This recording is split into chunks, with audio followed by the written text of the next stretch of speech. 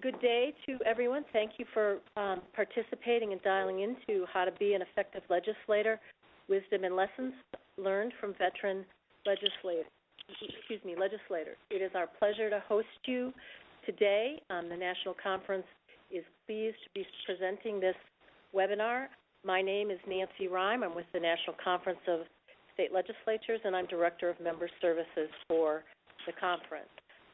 We have a very distinguished panel with us today to talk to you about how to be an effective legislator and to be successful in your first term as a legislator. But before I turn to the panel, I'd like to just spend a couple of minutes talking about where the states are, where state revenues are, and the topics of interest that will be going forward in the 2013 session. State revenues currently, based on our surveys, are performing better than they have been. Spending demands appear stable for now. States do anticipate a longer-term potential of a longer-term structural deficit, and there is concern certainly about the federal government shifting its budget deficit to the states, and that is an issue that NCSL pays a great deal of attention to, and we spend a lot of time working on your behalf to try and mitigate that. Just a couple of brief comments about the general economic outlook for 2013 based on a survey done by our Fiscal Affairs Department, and it is a survey of the fiscal directors in the 50 states and territories. The outlook categories that they designated were pessimistic, concerned, stable, and optimistic. And if you can see on your slides, the sunshine obviously is optimistic. There's 7 states in that category, 11 states posting a concerned outlook, and 33 which are stable. 6 states in Puerto Rico listed their economic outlook as optimistic for FY13. 32 states listed their economic outlook as stable, and officials in 11 states indicated that there is concern. Let me just share a couple of examples in each of those areas with you. In the states where they are optimistic, for example, North Dakota has reported that their economy is expanding rapidly, of course, because of oil and gas activity, which has resulted in a growing workforce and increasing population and expansions in housing and business development. In the states that are reporting stable economic outlook, for example, Maine says that they view that their outlook is stable going forward, but they are not projecting job growth to be more than 1% in 2013.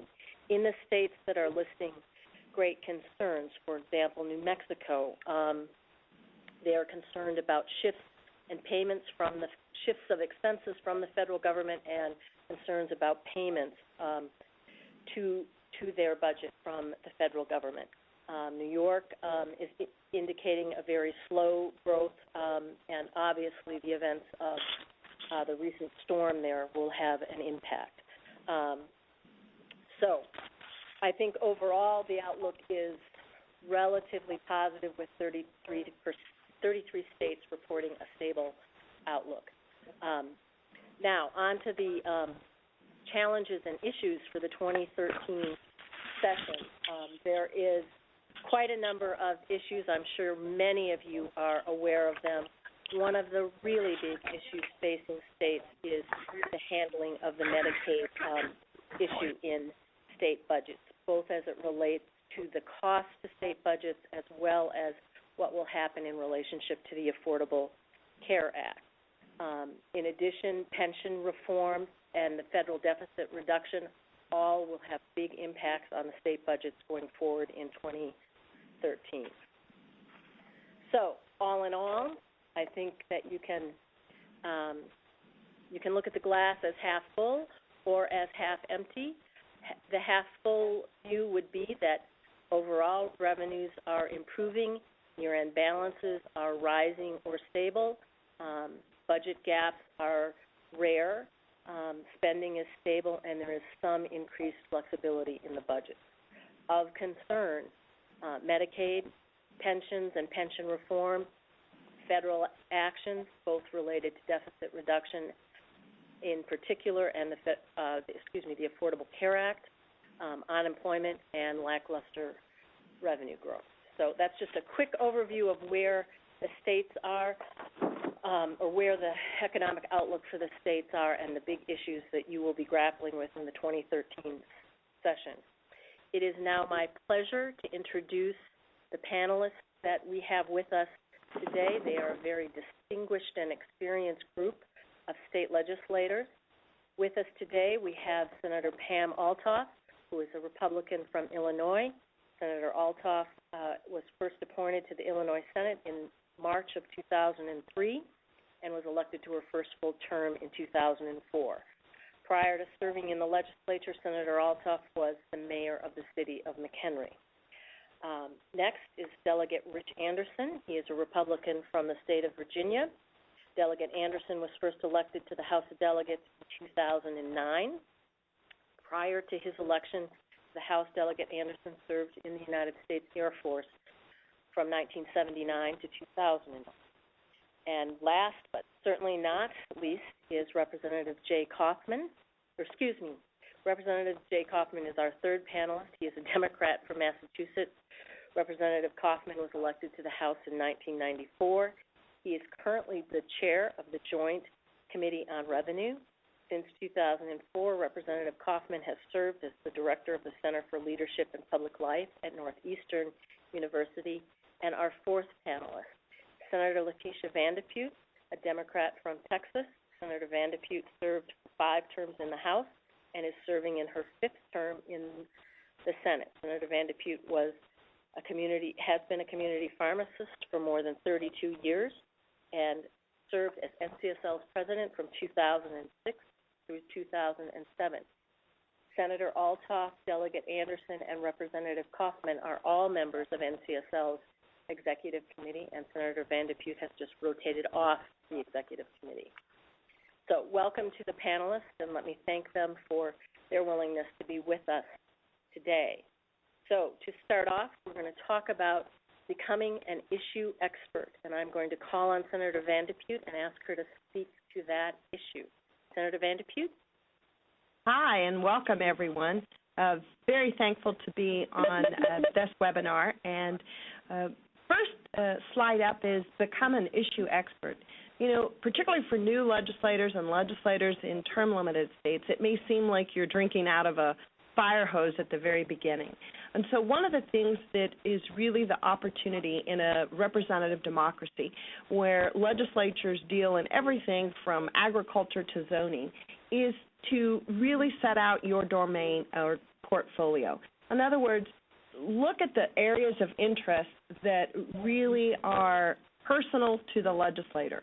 And I would say that you're most effective rather than using a wide screenshot to really specialize in 2 or 3 areas.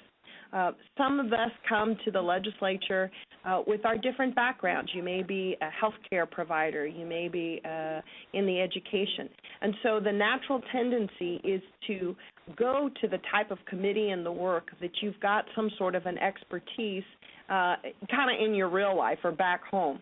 But also seek committee appointments that in something that you really have an interest in, but you may not be an expert in. And how do you become an expert? Well, you need to understand that there are so many ways that you can get information.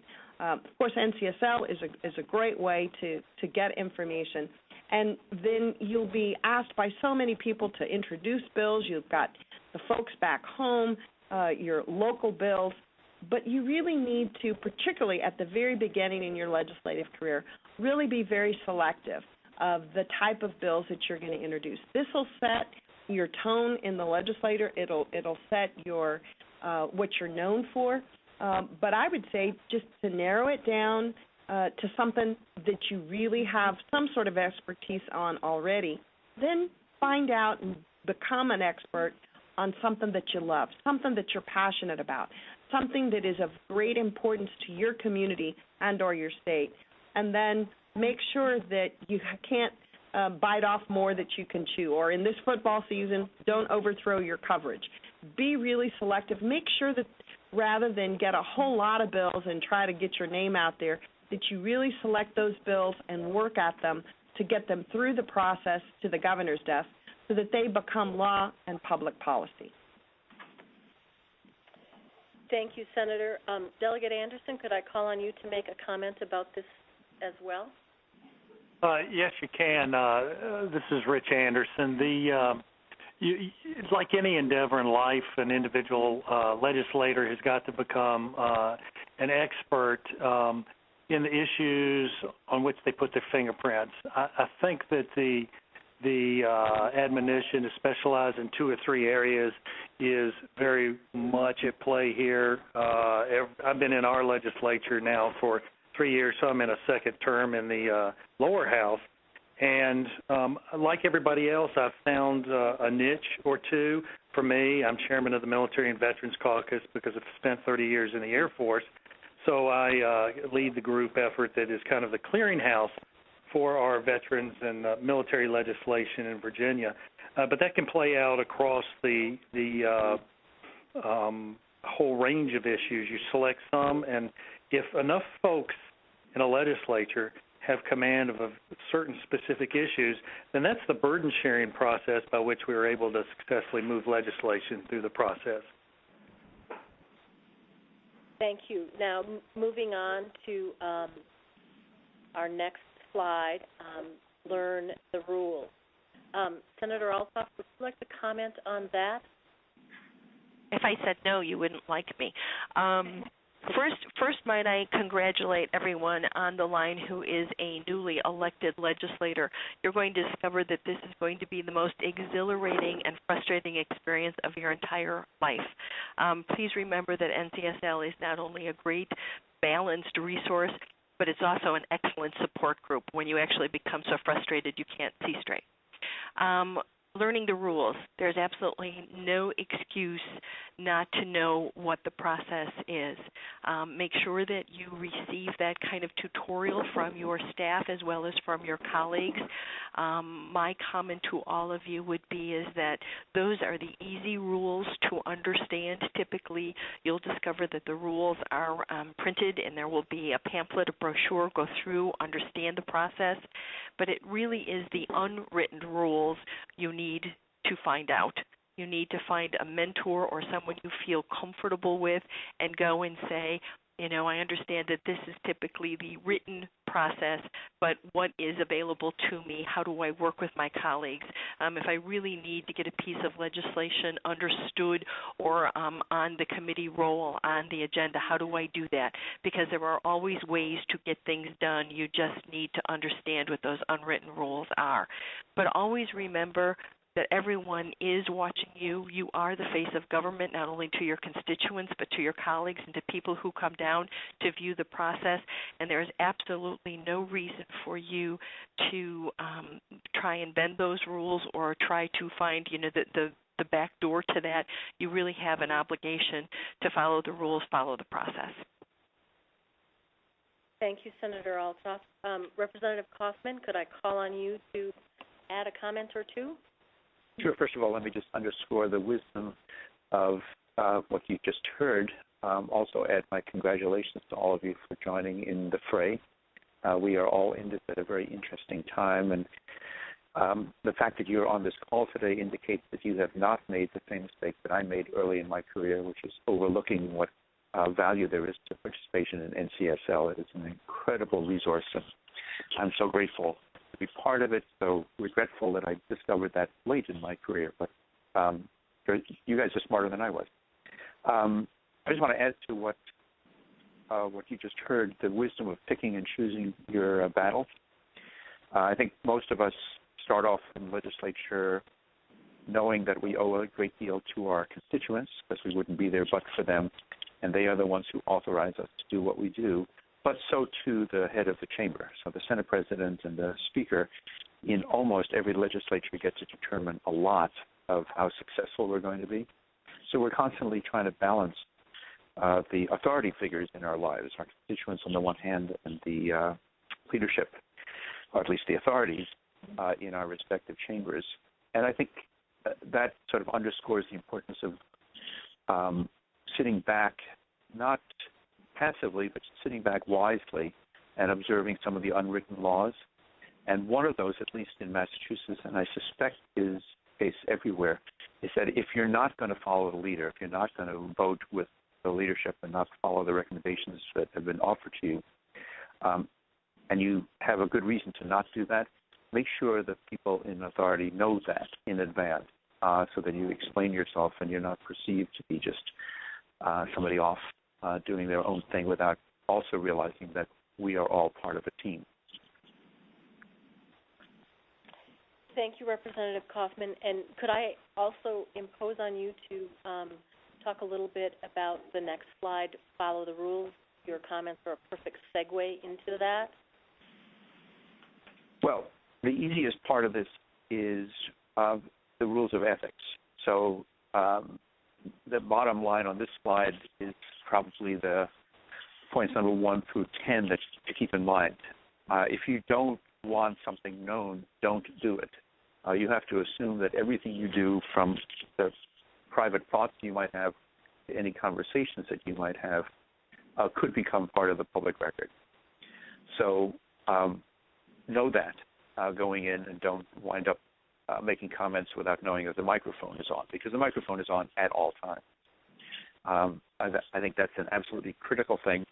The last thing I'll say, or the second and last thing I'll say about this is we all have a whole bunch of rules to follow, and one of the rules is to be respectful of the team that you're a part of, but you also have to be respectful of the fact that you ran for office with some set of ideals and some set of values.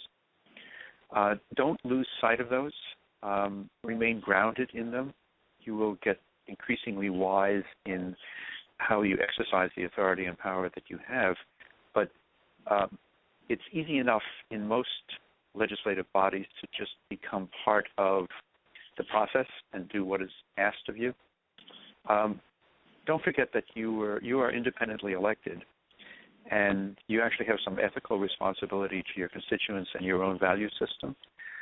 So I guess I would encourage you to be thoughtful as you watch yourselves navigate the divide, as it were, between your own value system and the role that you play as a team member. Let me just cite as an example, if I might. I was set straight on this course by now retiring Congressman Barney Frank, who said that if you are an advocate or you're a community leader in a nonprofit setting or in a religious setting, if you regard yourself as a spokesperson for a cause or a value system, then your job is to stand on the mountaintop and speak the truth at all times. That is your job. On the other hand, if as a legislator all you're doing is speaking the truth but not actually helping the cause, not moving yourself in direction because you're essentially marginalized or irrelevant because you're so, quote-unquote, independent, then in Congressman Frank's terms, you're behaving unethically. So there's an ethics to how to be an effective legislator, and it's really critical to pick and choose your battles, know how to work with colleagues, follow the rules, and be true to yourself. And there are some conflicts inherent in that, but that's your job. Thank you, Representative Kaufman. I would ask others on the panel, would you like to make a comment on this particular slide? Yes, Nancy, this is Leticia Vandepute, and I think it's such an exciting time for state legislators, but particularly for those on the call. I mean, very shortly, you'll raise your right hand and you'll swear an oath, and that oath is first and foremost to the Constitution of the United States and the Constitution of your state. That should be your guiding post. That's what you swear to affirm. The second, that's the first C, the Constitution. The second C is your constituents and the responsibility that you have to them. They've placed so much trust in you to represent them in this great policy-making body that we call the legislature. The third C that is, I think, lots of C's, is your character your conviction, and knowing that you'll need to compromise. But if you know that you can uphold your Constitution, that you will respect your constituents and never do anything that would make them feel embarrassed about you as their elected representative, and then keep that, whatever keeps you straight, whatever keeps you whole, the little conscience, whether it's knowing that your mother will question you or your whatever it is that keeps you in that character, and then knowing that in everything you do, you are a reflection of the people who elected you, and it's too much to let them down. Thank you. Moving on to know where to get help. Delegate Anderson, I would ask you to make a comment to start our discussion off on this. Certainly, there are just a multitude of areas where you can get help. You'll find that in your home legislature you're about to join a team where you'll find immense help, whether it's on your own side of the aisle or on the other side. In the Virginia legislature, I've found a number of occasions where there's reach across the other side of the aisle for assistance by relatively new legislators. Obviously, your colleagues represent just a whole wealth of experience, and you, of course, have a full-time dedicated staff within your state legislature that I have found to be a wealth of experience. And if you're going to become active in NCSL, you will also find that there is a significant staff footprint from the 50 state legislatures in NCSL. So they are attuned to things you will get should you become an active NCSL member. You obviously have a whole host of resources back in your home district, whether it's local, elected, and appointed officials, people in county or city government, citizens, perhaps your predecessor, colleagues in the next door district. NCSL itself, the Washington office and the Denver office both represent a wealth of experience. They've assisted me in crafting legislation that I've submitted in the Virginia legislature, helping me with a significant bill this year. And then don't neglect the lobbyist community. If you're new to this business, you may have come in with some notions about the nature of lobbyists and what they do. Contrary to what some people feel, I found the lobbyists to be a wealth of experience, particularly to a new legislator. And the good lobbyist who will speak to one side of an issue will sit in your office and honestly explain to you, if you ask, what the opposing side will have to say. And so that's a wealth of experience. You've got all sorts of resources out there. Thank you, Delegate Anderson. Senator Althoff, would you like to comment on this as well?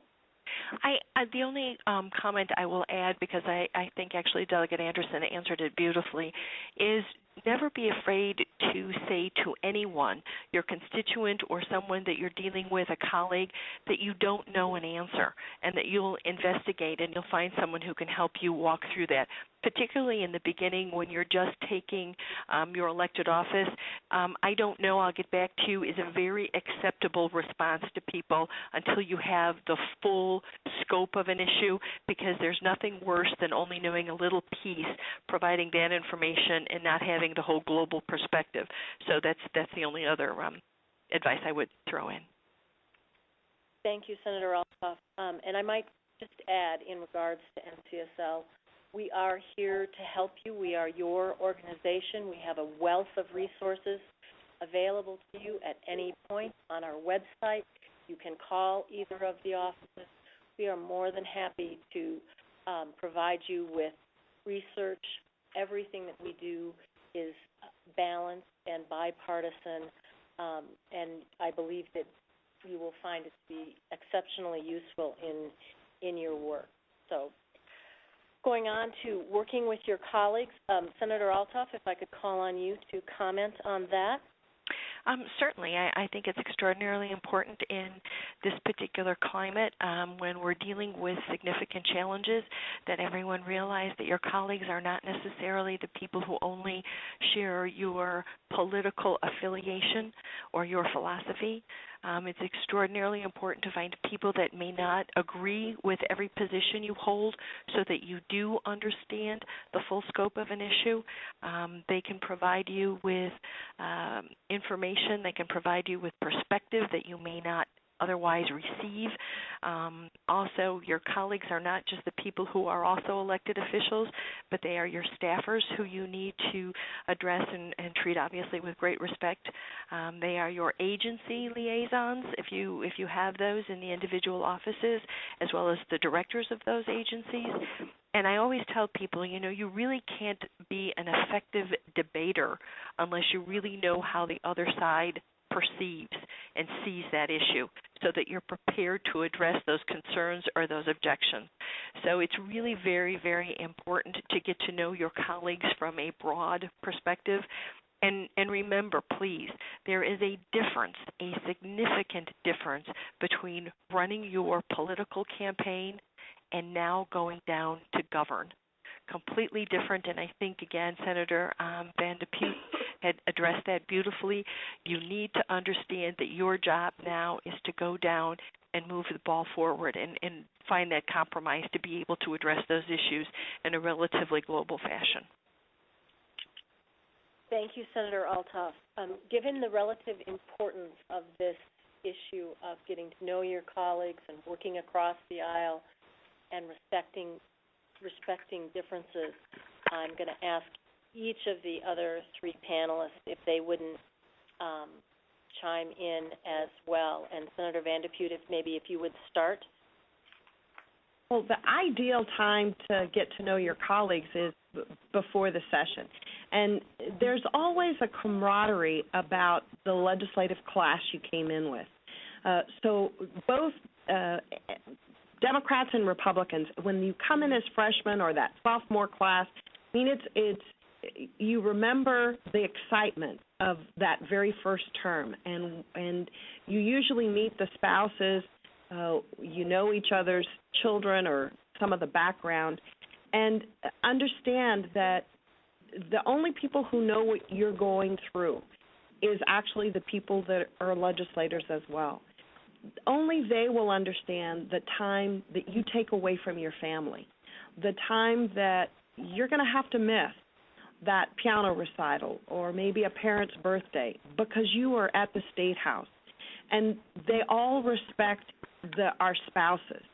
So one of the great things to do is get to know your colleagues and know that their spouses also are involved. It's usually a teamwork, and it doesn't matter, Republican or Democrat. We all respect the fact that we have this responsibility to our families, and sometimes they get less and less of our time during a legislative session. One of the best ways that you can actually reach out to is to get to know the background of the members of the legislature that are already senior members. Find yourself a mentor. Find yourself someone who maybe came from your same area but who has similar likes or dislikes. What I've found is I always like to go meet the new members. So seek out those veteran legislators. And then there are several caucuses that might be available to you. For example, in Texas, we have a sportsman's caucus that deals with issues for hunting and fishing. Not a partisan caucus at all, but the types of interests that you have transcend party affiliation, because you're going to need to reach out across the aisle to really get good public policy. Thank you, Senator Van de Putte. Representative Kaufman? So a couple of quick thoughts. First of all, the way this meeting today, this webinar is set up is actually a good model for all of us in that there are 2 senators, 2 reps, 2 Republicans, 2 Democrats. That's a good team. And all of us are getting different perspectives because of that. So remembering that this is a team sport, not an individual sport, should encourage all of us to do the kind of outreach that you've just heard about. I think everything you've just heard, I would second those motions. The only thing that comes to mind is that in the same way that we are encouraging you to become experts and the go-to people on particular issues, just know that people around you are as well. So very quickly you will get to see and hopefully come to appreciate the fact that there are people you can reach out to for the in-depth expertise and the experience with areas that you may not know enough about. So that's an enormous resource for you because everybody is trying to do their best. And there are some people who will just do a better job of insurance policy than I ever will do, and I just know who to reach out to at this point. And then I guess the last bit of free advice, which may not be worth much more than you're paying for it, is to let your colleagues know you in your non-State House persona. I mean, we all have interests, we have family, we have hobbies, we have backgrounds. Let them get to see you in more than just a one-dimensional kind of way, because most of us who run for a public office share a real commitment to service, and we're bringing lots of different things to it other than our public faces. You will come to appreciate them, and they will be more empowering to you the more you get to know them as individuals as opposed to just titles. Thank you, Representative Kaufman. Delegate Anderson, can I give you do you want the last word on this? Sure, I'll take the last word, and I think my two colleagues summed it up pretty well. In essence, this slide is one of the most important slides that you will see today because it talks about the process by which we navigate through thorny public issues to craft policy for our respective states, all about working with others and working across the aisle. Obviously, each of you has a political philosophy to which you'll want to remain true, but nonetheless, it is absolutely about teamwork. Being a military guy, I've had it pounded in my head for 3 decades that we have a war-winning military because we operate as one team in one fight. And this is kind of the mindset that I think needs to play out in our state legislatures. That's the best path forward to crafting sound public policy. Thank you, Delegate Anderson. Moving on to something that will be extremely important to you as you start out in your careers as newly elected legislators, and that is working with media, and it is certainly an acquired skill. So I'm going to ask Representative Kaufman to share his experiences and guidance that he would give you on this topic. Nancy, I don't know how appropriate it is, if you know how appropriate it is that you asked me, because I definitely needed to acquire this skill. I walked into the State House with an enormous fear, worse than a fear about the media. I knew that their job was to screw me as much as possible and as frequently as possible. And I spent the first 2 years of my career here avoiding them like the plague. I found every back corridor I could imagine to avoid dealing with the media, and learned, I'll spare you the story, but I learned at the end of my freshman term that, in fact, the relationship that we have with the media is, however much it may be tension-laden, it is a very critical symbiotic relationship. They are reliant on us for news and for information and for something to present their readers or listeners. We, in turn, are reliant on them to get the word out about what we're doing or the questions out that we want our constituency to be engaged with. So we can't really do our jobs effectively without learning to navigate the relationship with the media. So slowly but surely, and I encourage you to do this faster than I did, I began to learn the rules of engagement with the media so that they became partners, not confidants, not necessarily easy partners, but partners in the enterprise of making public policy. And I guess I would offer you as a sort of a first take on learning those lessons, the fact that there are different rules of engagement that most people in the media understand and that we would do well to understand as well.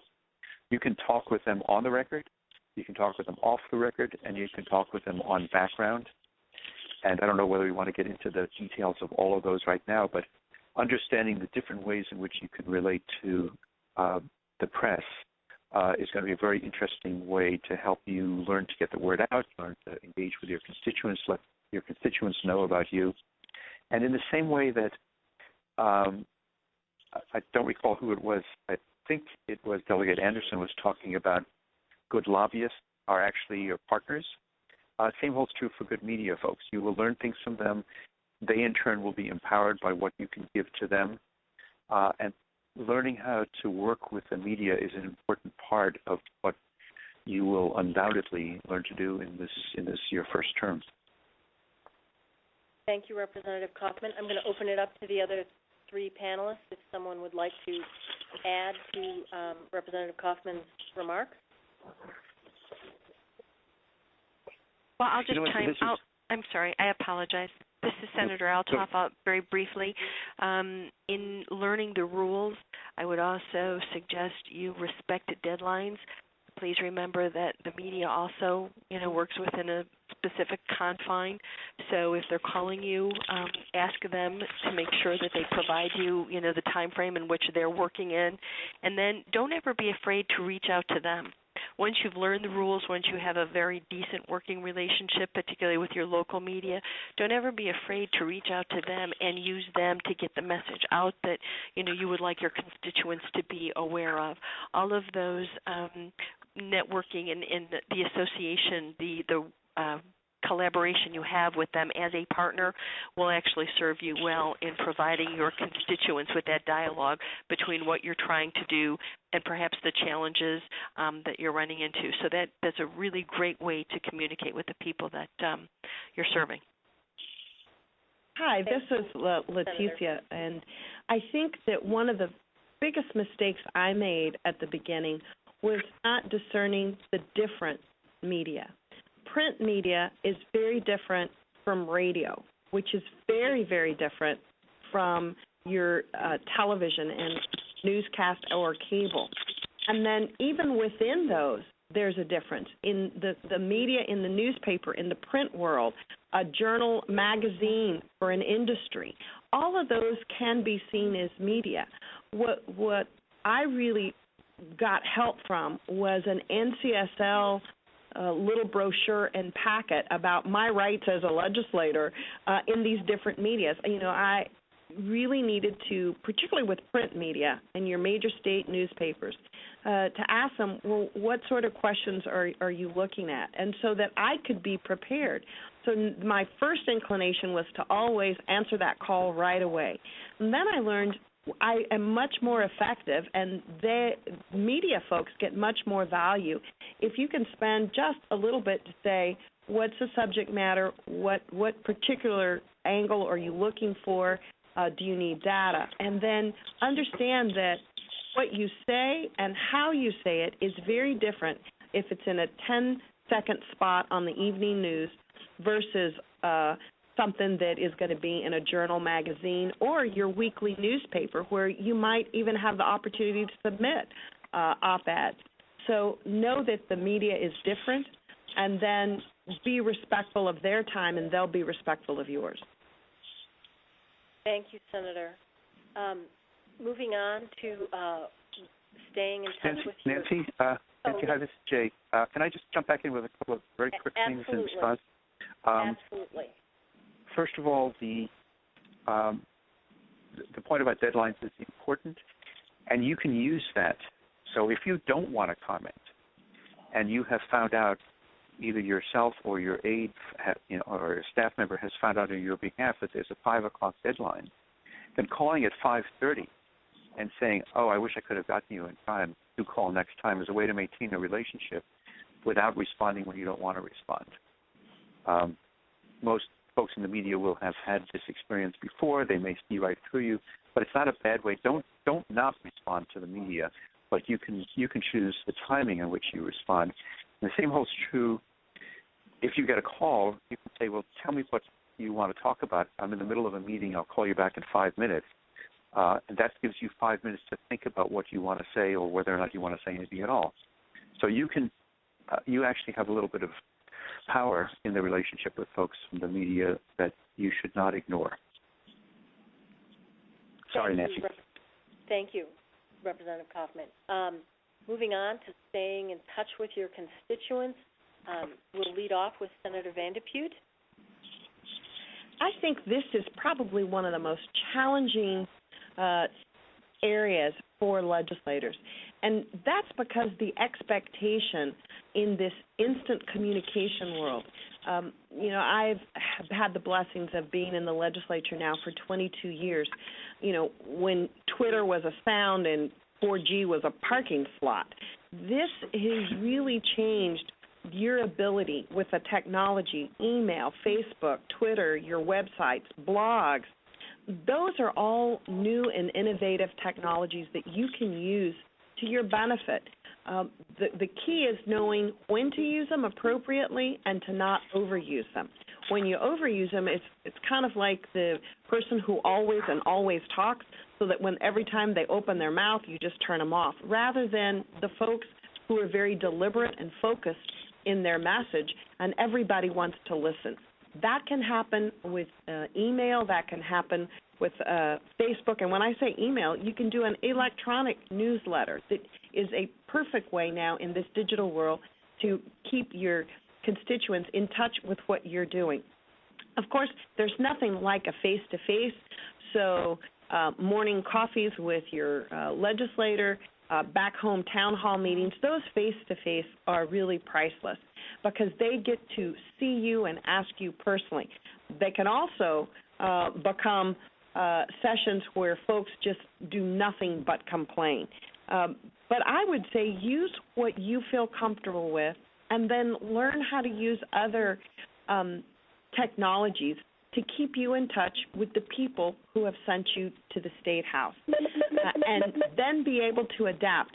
Some people love the written word and they want those newsletters in their mailbox home. Others would prefer emails regularly, but I would say use it wisely.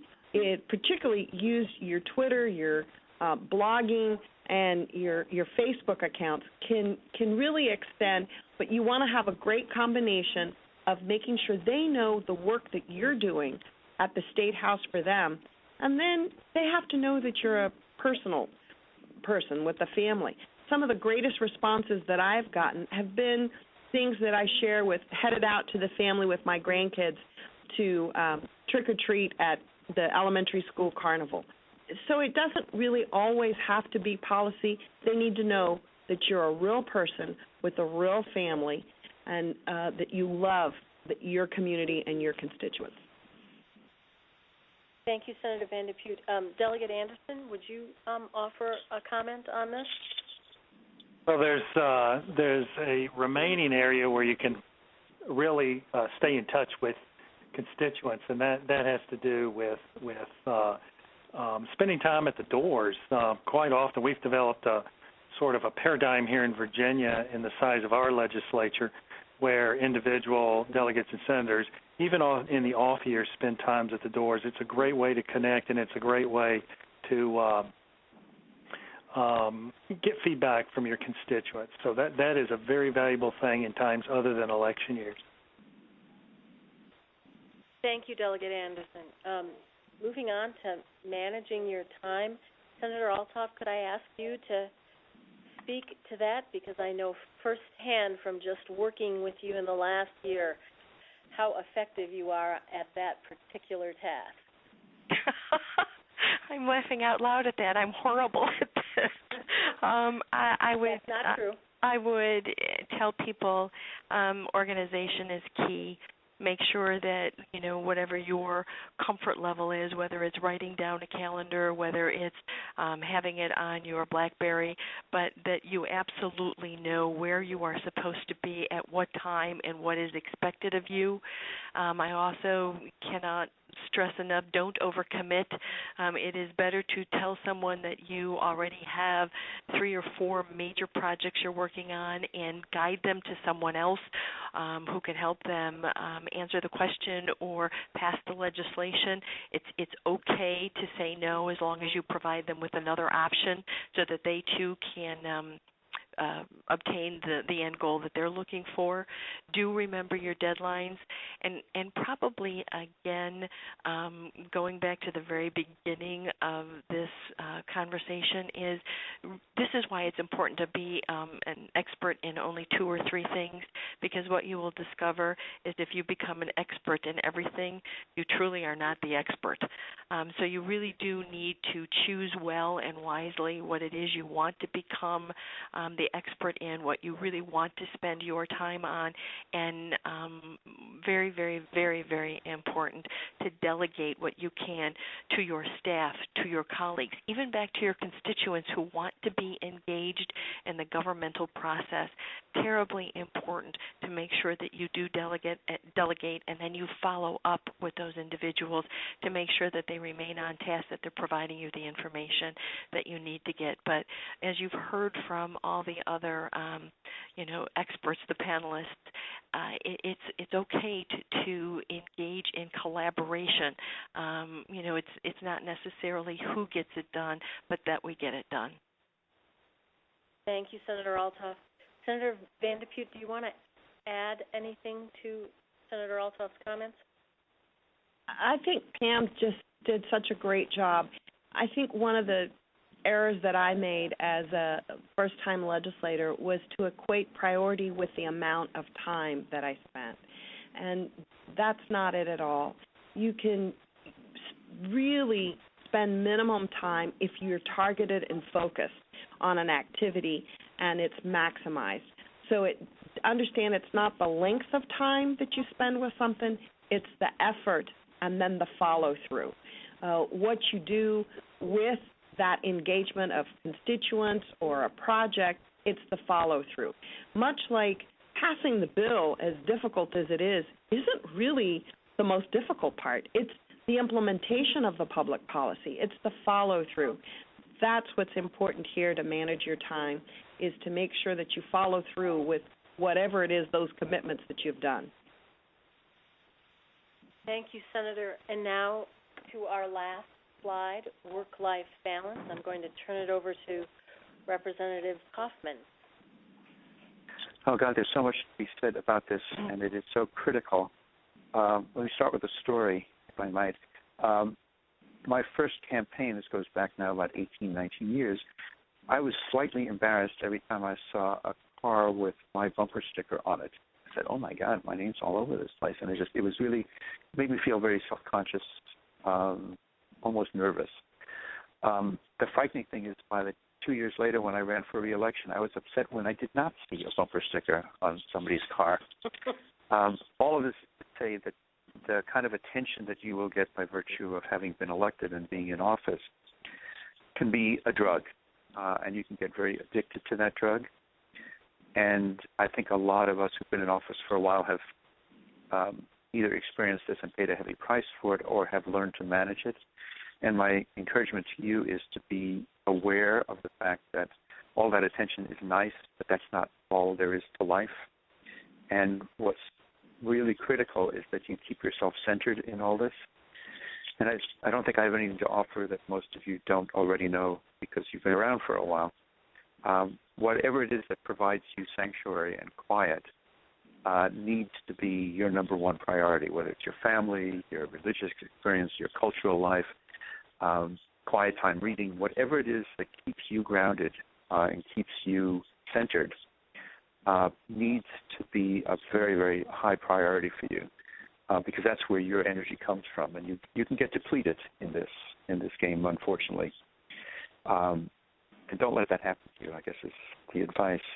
I've just watched a couple of my colleagues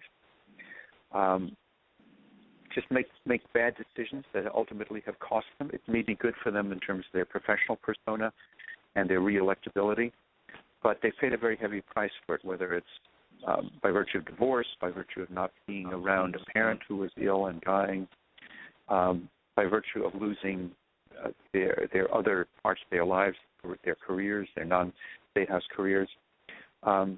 Make sure you know that however important this is and however hopelessly demanding this job is and however infinitely expandable it is and will always be, you need to take care of yourself. And in that regard, only one last thing I'll add, which is you can't do this alone.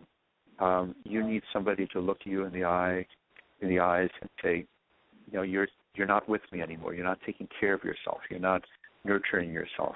You need to have a confidant, at least one confidant. If it's ideally somebody who will tell you the truth at all costs because they care about you. And that can be a friend, it can be a spouse, it can be a family member. It doesn't matter who it is. It matters that you have somebody like that and that you trust them because they are going to help you stay centered and have what it takes to do this job well. Thank you, Representative Kaufman. Since we're at the end of the slides, I'm going to give each of the other three panelists an opportunity for a quick summation or comments that they would like to add to this particular issue or anything else that they think has been missing from the conversation. So I'll start with Delegate Anderson and then go to Delegate Anderson and then to Senator Althoff.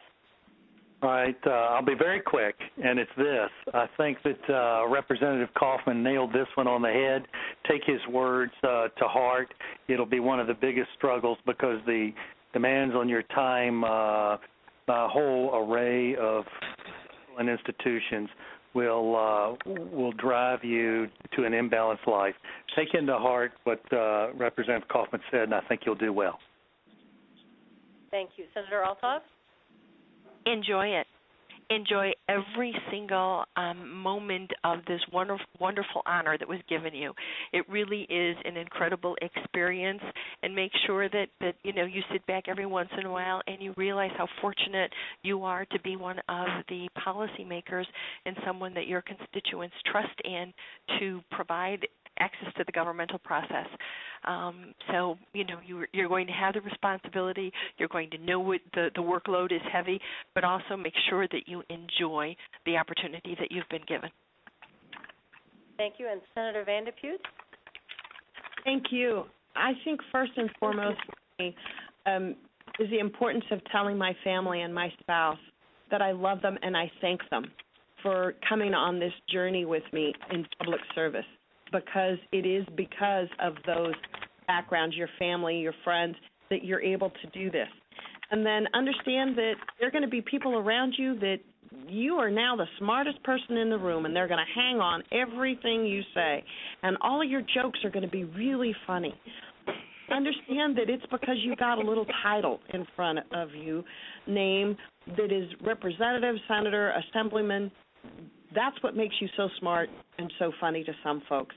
So understand that you're still you and that it is a contributory life that we've been given and that it is about that servant leadership. And in that, to be a good servant to your community, to the legislature, to yourself, take care of yourself, laugh at yourself, and don't take yourself real seriously or this isn't. We are in a really high-stakes, highly important occupation, this thing we call the legislature, but don't take yourself so important that it becomes the all, because power can be very seductive, and at the end of the day, you want to have said, I've done a great job and I've represented my community well. Thank you, Senator Vanderputte, and thank you to all four of the panelists. We're going to open the lines for questions. I believe we have some. Okay, ladies and gentlemen, the floor is now open for questions. If you do have a question, please press *1 on your telephone keypad at this time. Questions will be taken in the order they were received. If at any time your question has been answered, you may remove yourself from the queue by pressing 1. If you are using a speakerphone, we kindly ask that while posing your question, you pick up your handset to provide favorable sound quality. Again, ladies and gentlemen, if you do have a question or comment, please press *1 on your telephone keypad at this time. Please wait while we poll for questions.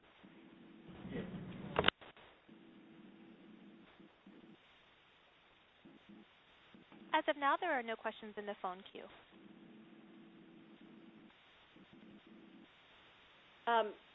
I will start with a question for the panelists. One of the questions that we frequently ask our experienced legislators share with new legislators is what keeps you awake at night?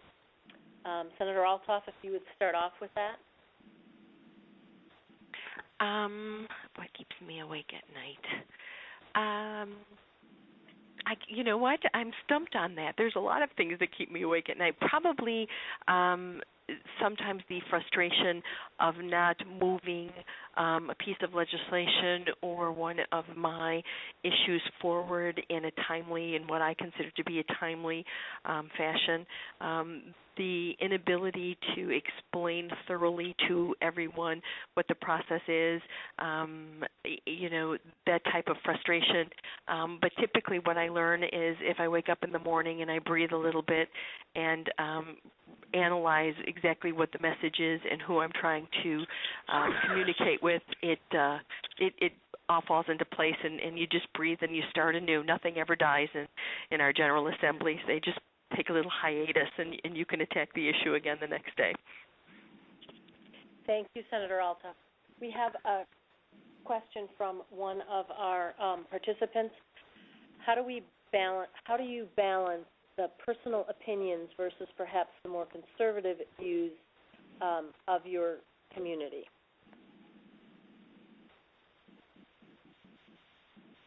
And I'll open that to any of you to respond to. That is from one of our participants.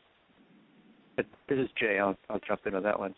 I guess two things I've come to appreciate over the years. One is that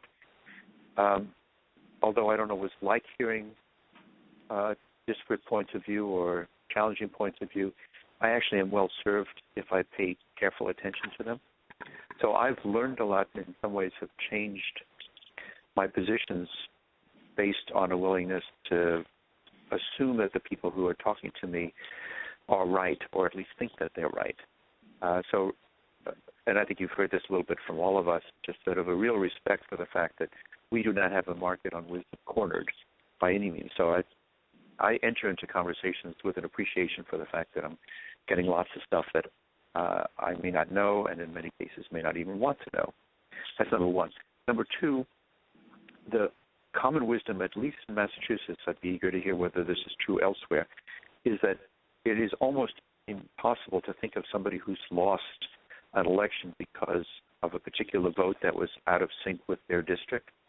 If you've done a good job of explaining where you come from and how you view things, and that you've drawn your conclusions or taken your positions after respectfully considering all the opportunities and options before you, people will appreciate that about you. They may not agree with you, but they'll respect you.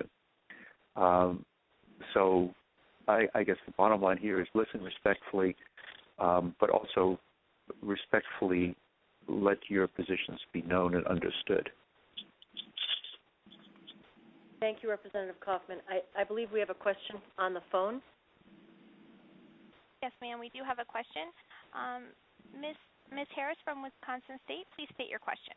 Thank you. I actually have two questions, so I hope we have enough time. But one is, how do you deal with colleagues who are very challenging to work with, particularly when you talk about colleagues that are in your caucus, so to speak?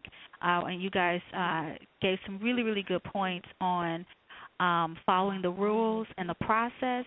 And I've already started to experience some colleagues who are a part of my caucus that, don't follow the rules, and they don't follow the process, and they don't want to be a part of any meetings, and they've really handled themselves very poorly with the group. However, is a great representative, very brilliant, but just have really been very challenging to work with. That's one part of my question. The other part is, oh, God, I forgot the other one. I should have wrote it down. But if you can just start with that, maybe it'll come back to me. Well, this is Leticia Vandepute, and all of us work in our regular life, and I say regular life, whatever we did before the legislature, and for those of us in part-time legislators, what we continue to do, you work with difficult people. You work with people who sometimes like to take the shortcut. They like to circumvent the rules, or they like to abuse their position. That's not any different from what you may find in this new arena called the legislature. But what you do is you seek out the best evidence that you have in any given issue, any given path. Make sure that you know the facts. And then always be courteous and respectful, even in the face of someone who is disrespectful of you. I guess it's the best way that I can say it is what we've been taught is to turn the other cheek. Although I have been known to do a little selected enforcement now and then, those folks will need your vote. Those folks who are difficult will need you. And you need to understand that it is that partnership, that the helping each other, because you need a critical mass of votes to get any public policy done. But I think when you come across somebody who's just sour or who has really not, they've lost their zest for the public servant work that we do, is that you have a really frank discussion and understand that at one time they were probably as excited and enthusiastic, and something happened along the way.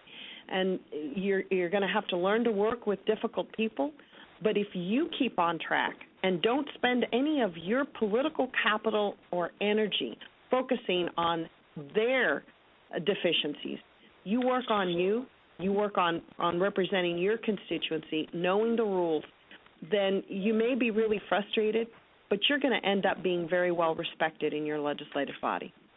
Thank you. Thank you, Senator Van de Putte. One last question that I would ask any one of the panelists to chime in on. One of our participants asked about the research services that NCSL provides, and I'll be happy to speak to that, but I thought perhaps it might be helpful if one or two of you on the panel could give an example of how you've used our research. I know several of you mentioned this in your comments, but if you could just quickly cover that again, and then I'll speak to it as well.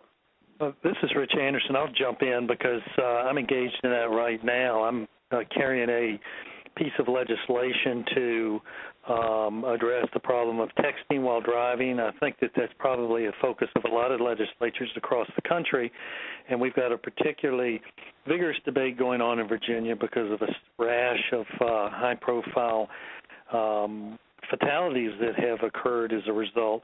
I'm working right now with the NCSL transportation experts to help me with that, and there have been of immense importance in navigating through the whole process, understanding what other states are doing, and working to help me produce what I believe will be a superior product because of their help.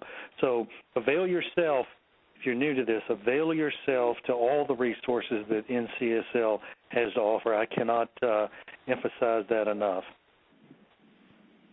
Hi, this is Leticia. One for me that was, it just really helped me grow in my capacity was to utilize NCSL meetings and the Fall Forum as a way for me to learn. I was not on the committees where we had major telecommunications, but I'd always been really interested about technology and this fascinating area of state law. And so I started going to some of the meetings that are open, and you can ask questions of these great panelists and other legislators.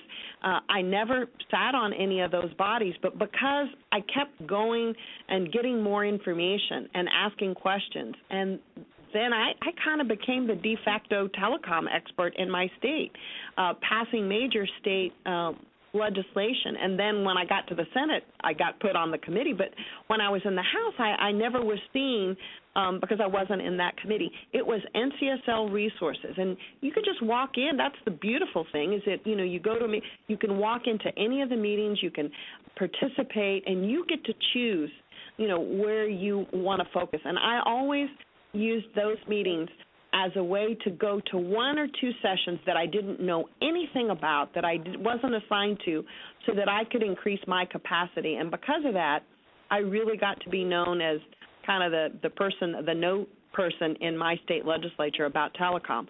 Even though I wasn't on the committee, it was the ability to learn at NCSL. Thank you, Senator Van de Putte. Let me just add that NCSL has a wealth of resources in myriad topic areas, from automobiles, zoning. On our website is significant amount of 50 state comparative data that you can access at any point that you want, 24/7.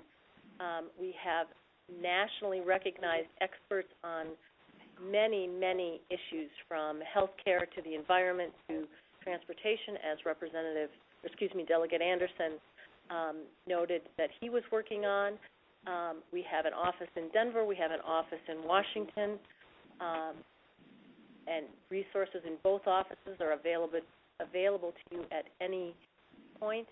It is our honor to work on your behalf every day. We want to work as an extension of your staff and do whatever we can to help you succeed in your session. And with that, I think we should be ending the webinar. It is now 12:06. So very sincere thanks to our experienced and distinguished panel, and congratulations and best of luck to all of the newly elected legislators in your 2013 session. Please call on us. We're here to serve you. Thank you.